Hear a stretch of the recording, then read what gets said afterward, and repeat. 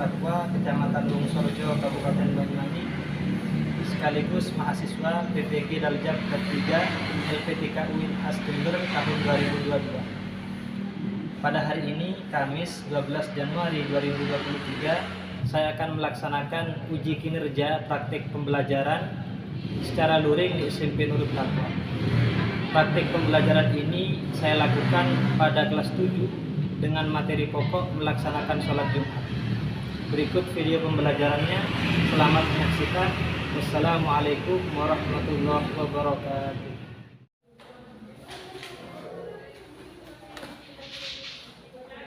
Assalamualaikum warahmatullahi wabarakatuh. Waalaikumsalam warahmatullahi wabarakatuh. Bismillahirrahmanirrahim. Alhamdulillahirabbil alamin. Wassalatu wassalamu ala asyrofil mursalin sayyidina wa maulana Muhammadin wa ala alihi wa sahbihi ajma'in. Qala rabbi shrah li sadri wa yassir li amri wahlul 'uqdatam min lisani yafqahu qawli. Gimana kabarnya hari ini, anak-anak? Semua ya? Masuk semua anak-anak ini? Masuk. Ini tempat duduk sudah dirapikan ya, sudah setel dengan baik sudah ya? Alhamdulillah. Baik anak-anak, sebelum pembelajaran kita mulai pada hari ini, marilah terlebih dahulu kita memulai dengan pembacaan doa sebelum belajar. Bismillahirrahmanirrahim. Raditu billahi rabba wa bil islami dina wa bi Muhammadin nabiyya wa rasulah. Rabbi ilma warzuqni fahma. Rabbi sholli wa yassir li amri wahlul 'uqdatam min lisani yafqahu qawli. Amin ya rabbal alamin. Anak-anak sebelumnya dulu Pak Guru absen dulu.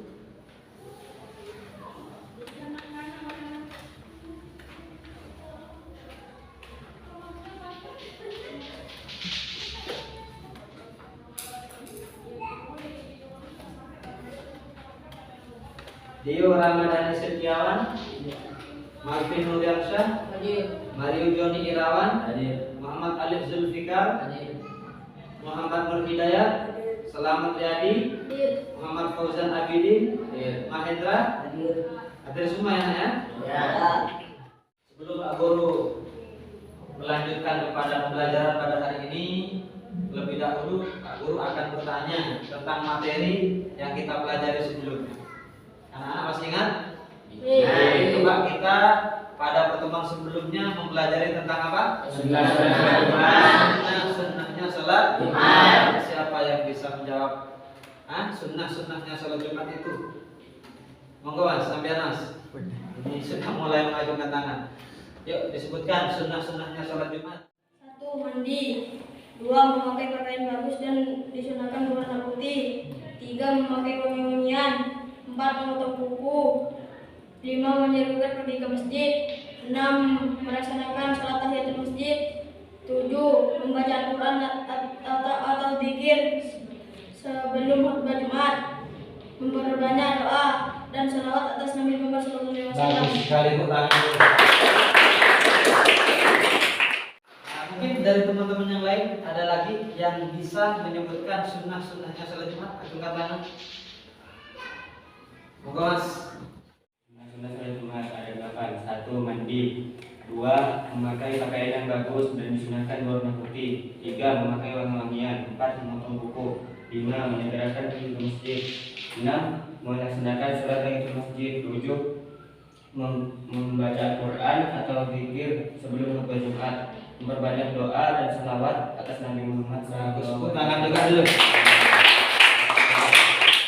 Anak-anak yang lain yang tidak mengacungkan tangan, ingat ya tentang materi yang kita pelajari pada pertemuan sebelumnya. Baik anak-anak, selanjutnya pada pertemuan kali ini kita akan membahas tentang beberapa halangan melaksanakan sholat Jumat. Kalau kemarin kita membahas tentang sunnah-sunnahnya sholat Jumat, kali ini kita akan membahas tentang halangan-halangan melaksanakan sholat Jumat. Dan ada kaitannya, ada kaitannya. Sama-sama dalam pembelajaran, sama-sama dalam materi sholat Jumat. Ya, kalau sebelumnya itu tentang sunnah-sunnahnya, pada kali ini kita akan mempelajari tentang halangan-halangan melaksanakan sholat Jumat. Paham ya? Coba perhatikan di layar, jelas ya? Kelihatan di layar?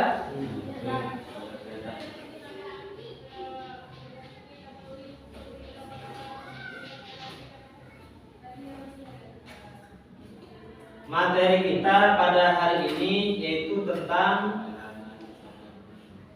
beberapa halangan melaksanakan sholat Jumat. Kompetensi dasar yaitu memahami ketentuan sholat Jumat. Adapun indikator pencapaian kompetensi yaitu menerangkan beberapa halangan melaksanakan sholat Jumat. Ini yang akan kita pelajari pada kesempatan hari ini.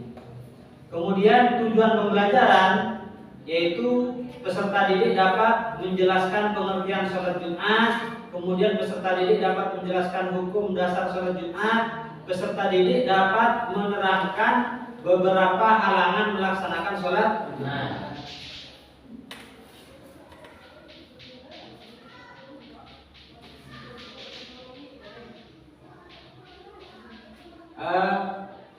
Selanjutnya anak-anak coba dibuka bukunya ya. Buka halaman 67. Dibaca tentang beberapa halangan melaksanakan sholat Jumat.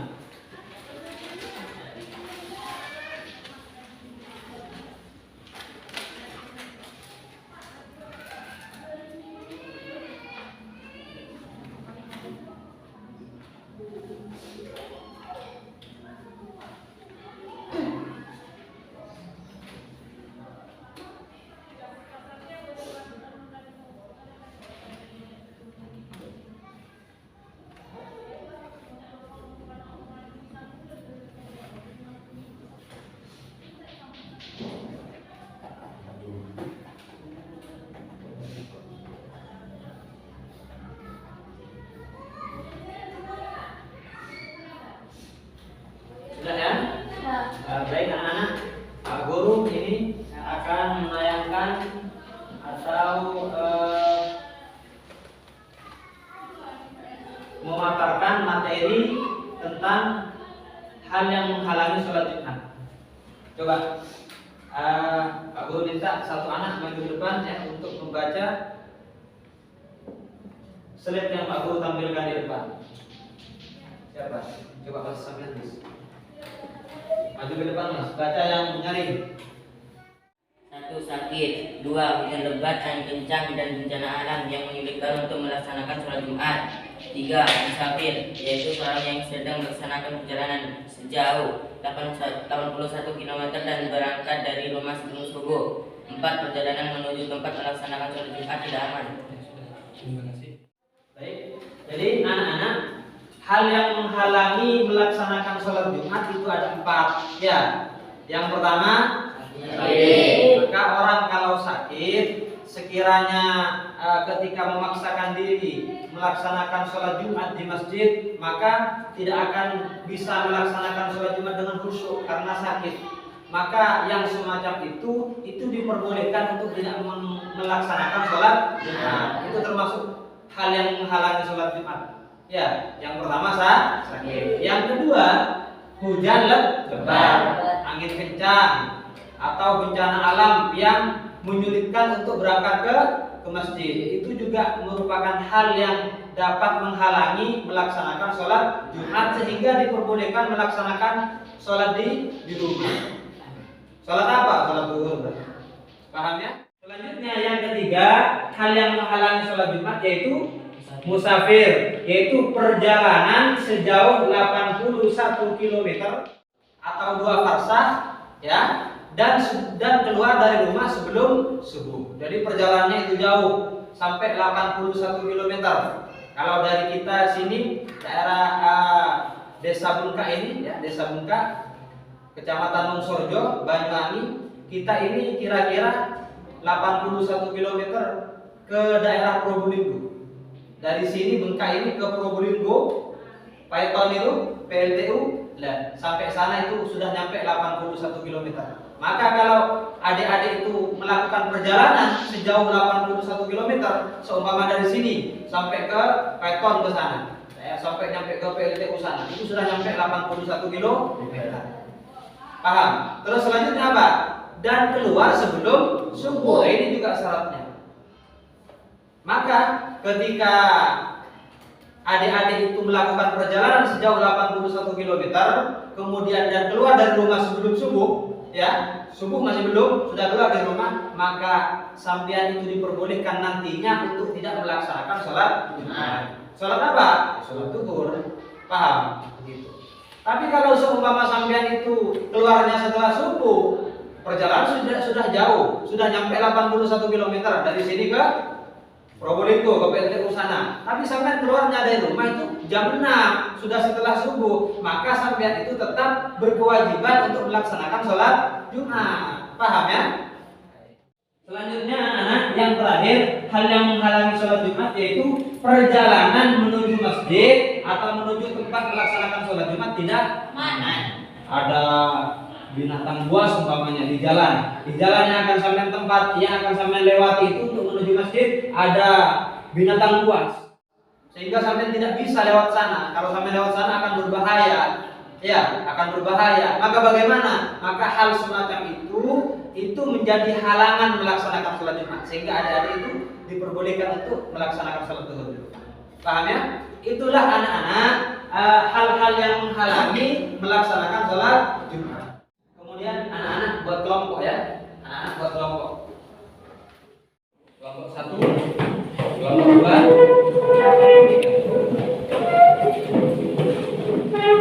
buat lingkaran, buat lingkaran.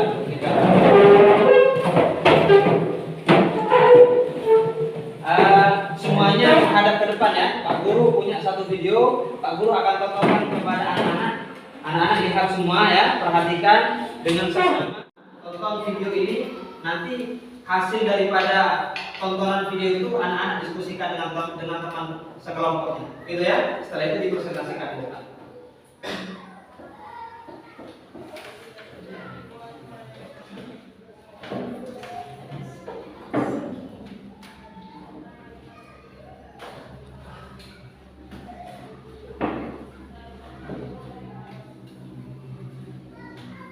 Sebagai seorang perempuan bagi aturnya sholat zuhur di rumah. Kemudian ada hal-hal yang membolehkan kita tidak melaksanakan sholat Jumat. Yang pertama, ketika kita sedang sakit atau juga dalam perjalanan atau musafir, maka ketika orang yang dalam keadaan ini diperbolehkan untuk tidak melaksanakan sholat Jumat dan menggantinya dengan sholat zuhur di rumah. Sudah anak-anak ya. Itulah sekilas video yang Pak Guru berikan kepada anak-anak terkait dengan materi sholat Jumat, yaitu tentang beberapa halangan melaksanakan sholat Jumat. Coba anak-anak ya diskusikan hasil pengamatan video itu dengan kaitkan dengan materi yang anak-anak baca di buku tadi. Diskusikan dengan teman sekelompoknya. Setelah itu maju ke depan untuk mempresentasikan.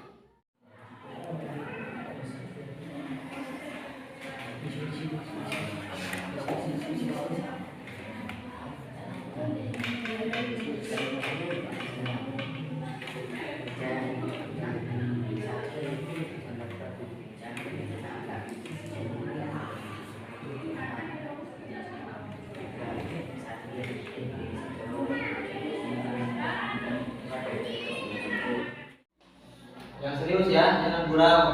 Ayo diskusikan dari mengamati video dan kaitkan dengan materi yang dibaca di buku tadi.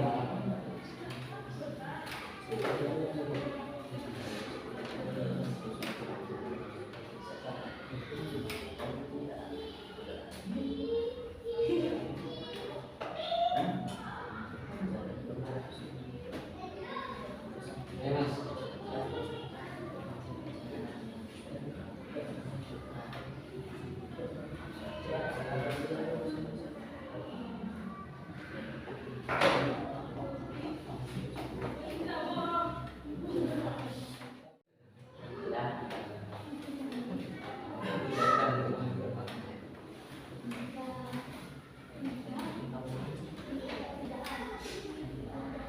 Ayo diskusikan materi yang dibaca tadi kaitkan dengan video yang ditonton.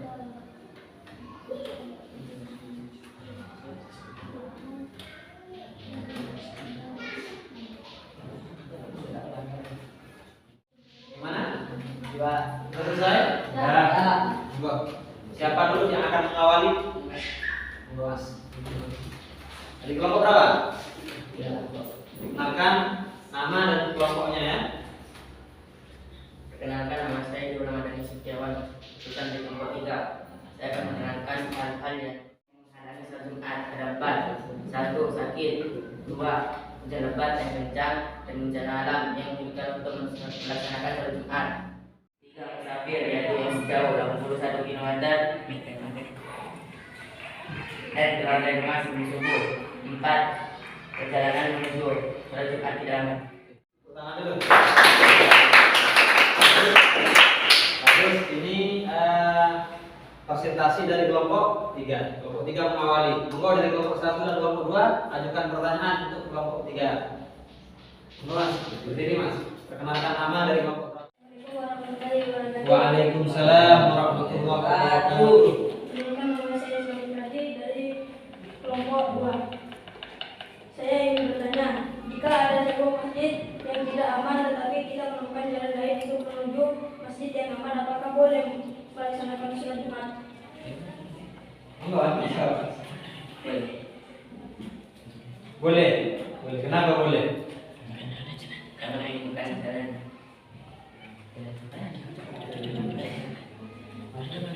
Karena menemukan jalan Yang aman. yang aman. Tepuk tangan dulu. Sudah. Terima kasih. Silakan dulu terus. Dari kelompok. Oke, dari kelompok 1. Ini mulai tadi mengangkat tangan seperti tidak sabar.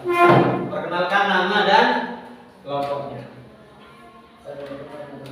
Waalaikumsalam warahmatullahi wabarakatuh. Perkenalkan, nama saya Muhammad Ali Ferdinand, kemudian saya kelompok 1. Saya akan menerangkan apa yang ada di video tersebut. Hal-hal yang menghalangi sholat Jumat ada 4. 1. Sakit. 2. Bencana alam. 3. Musafir.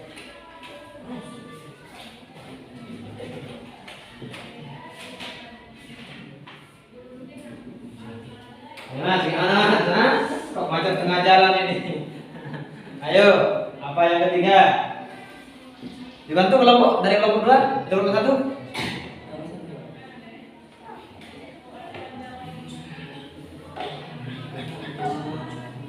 Seorang musafir yang pergi sejauh 81 km dan keluar sebelum subuh. 4. Jalan untuk menuju melaksanakan sholat Jumat tidak aman. Oke, tepuk tangan dulu. Oke, ada pertanyaan dari kelompok 2 atau kelompok 3 untuk kelompok 1? Wah, ini Mas, bangunan sendiri Mas. Perkenalkan nama dan kelompoknya. Assalamualaikum warahmatullahi wabarakatuh. Salam. Saya Muhammad Ahmad Hidayat dari kelompok 2. Saya ingin bertanya, apabila seorang musafir melakukan perjalanan tetapi tidak sampai 81 km dan berangkat sebelum subuh, apakah boleh melaksanakan sholat Jumat? Dari kelompok berapa yang belum presentasi? Kelompok 2, maju ke depan. Perkenalkan nama dan kelompoknya. Assalamualaikum warahmatullahi wabarakatuh. Waalaikumsalam warahmatullahi wabarakatuh. Perkenalkan, nama saya Muhammad Ahmad Hidayat dari kelompok 2. Saya akan menerangkan beberapa halangan yang menghalangi sholat Jumat. 1. Sakit. 2. Hujan lebat, angin kencang dan bencana alam. 3. Musafir, yaitu perjalanan sejauh 81 km dan berangkat dari rumah sebelum subuh. 4. Perjalanan menuju tempat melaksanakan sholat Jumat tidak aman. Tepuk tangan dulu. Luar biasa. Pak Guru sudah menilai bagus ya dari setiap kelompok, tidak berani untuk memberikan presentasinya dari hasil mengamati video tadi. Coba ajukan pertanyaan dari kelompok 1 dan kelompok 3 untuk kelompok 2. Monggo Mas, berdiri. Perkenalkan nama dan kelompoknya. Assalamualaikum warahmatullahi wabarakatuh.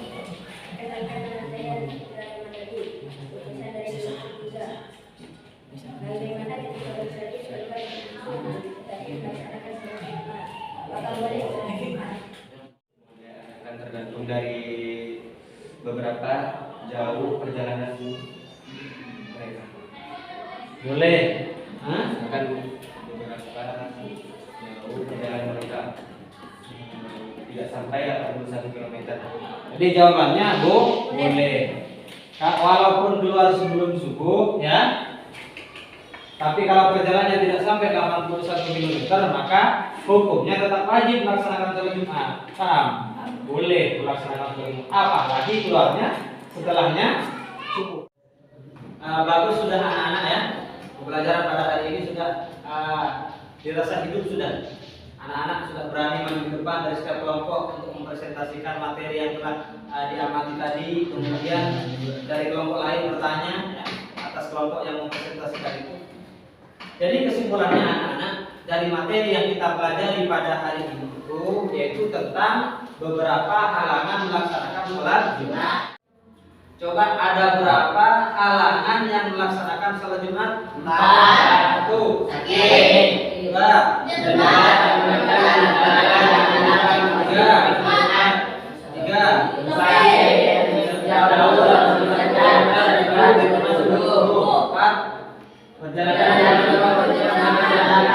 Paham ya?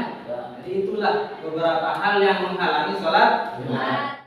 Baik anak-anak, bagaimana kegiatan pembelajaran pada hari ini? Apa yang terkesan kepada anak-anak? Saya ingin tahu dari setiap kelompok bagaimana apa yang terkesan daripada pembelajaran pada hari ini. Monggo, harus ada ya, harus ada. Berdiri. Sampaikan, monggo Mas, bagaimana kesannya menurut sampean pembelajaran pada hari ini? Saya senang karena pembelajarannya menggunakan media proyektor dan semoga kedepannya terus seperti ini agar belajarnya lebih semangat. Ya, amin ya. Bagus, tepuk tangan dulu.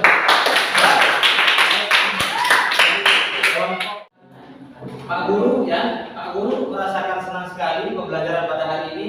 Kita alhamdulillah pada kesempatan kali ini bisa menggunakan media visual di sini proyektor sehingga Pak Guru bisa menayangkan materi di depan ya lewat PowerPoint ini sehingga anak-anak mudah untuk mencermati dan anak-anak juga merasa senang ya pada pembelajaran hari ini karena dengan melihat materi di depan itu tidak bosan ya. Tidak seperti sebelumnya baca buku terus, tapi ini ada sesuatu yang baru. Anak-anak memperhatikan di depan ya, melihat membaca materi di depan. Pak Guru tayangkan dengan PowerPoint, kemudian Pak Guru juga menampilkan video, anak-anak bisa mengamatinya. Pak Guru merasa senang sekali melihat anak-anak sepertinya belajar pada hari ini merasa senang. Mudah-mudahan ya pembelajaran yang seperti ini bisa berlanjut untuk pertemuan-pertemuan selanjutnya. Kita bisa menggunakan media proyektor dan bisa menyenangkan pembelajaran selanjutnya. Amin ya rabbal alamin. Kemudian anak-anak, untuk materi kita selanjutnya yaitu tentang hikmah melaksanakan sholat. Ya, untuk materi selanjutnya yaitu tentang hikmah melaksanakan sholat.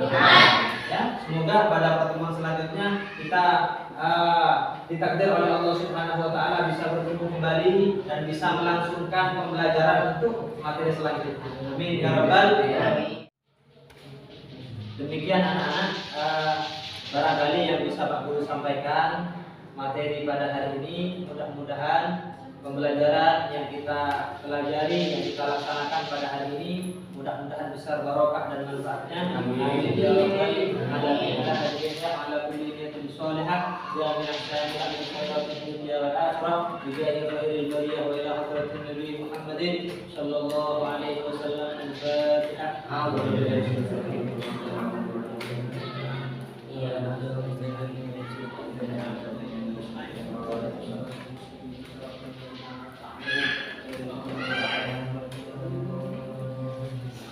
Demikian barangkali yang bisa kami sampaikan. Terima kasih atas perhatiannya.